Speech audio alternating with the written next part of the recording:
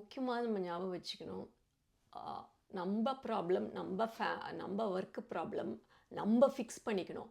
அதை ஃபிக்ஸ் பண்ணாமல் இன்னொருத்தர் மேலே அதை காமிக்க முடியாது. அது நம்ம ப்ராப்ளம். நம்மளுக்கு யாருக்கும் உரிமை கிடையாது. நம்ம ஃப்ரஸ்ட்ரேஷனை இன்னொருத்தர் மேலே எடுக்க முடியாது. நம்மளை ப்ரொடெக்ட் பண்ணிக்கலாம், அது வேற கோவம்.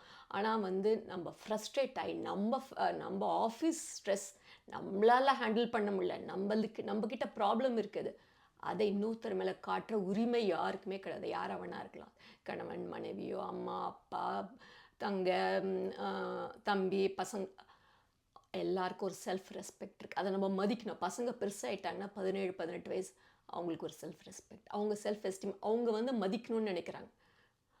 எல்லாரையும் மதிக்கணும். அதாவது பகவானை பொறுத்த வரைக்கும் நம்ம எல்லாரும் ஜீவாத்மா.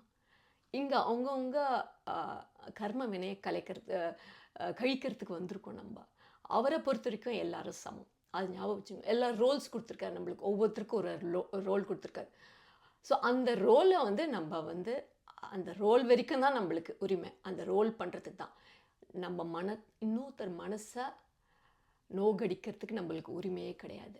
எனக்கு இப்போ எனக்கு ஒரு திருக்குறள் என் வாழ்க்கையில் மறக்கவே முடியாத ஒரு திருக்குறள் எப்பவுமே என் மனசில் இருந்தது.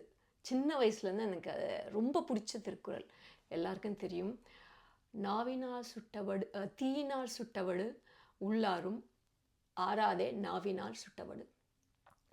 ஸோ தீக்காயம், அதாவது நெருப்பில் பட்ட காயம் கூட ஆறிடும். ஆனால் மனசு வார்த்தைகளால் சொன்னால் ஆறவே ஆறாது.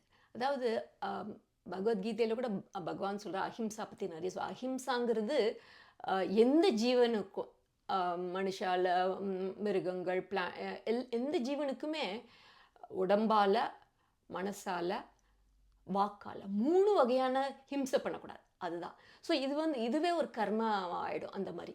ஸோ இன்னொருத்தர் மனசை நம்ம நோகடிக்க, நம்ம ப்ராப்ளம் நம்ம ஃபிக்ஸ் பண்ண, நம்ம கர்ம வேணை, நம்ம ஆஃபீஸில் ப்ராப்ளமாக, அது நம்ம ப்ராப்ளம், நம்மளோட வேணை, கர்ம வேணை. நான் என்ன பண்ணேன், ஏது பண்ணேன்னு கேட்டால் எஸ், அது அக்செப்ட் பண்ணிக்கணும். எஸ், நான் ஏதோ பண்ணேன், காஸ் அண்ட் எஃபெக்ட் இருக்குது எல்லாத்துக்குமே.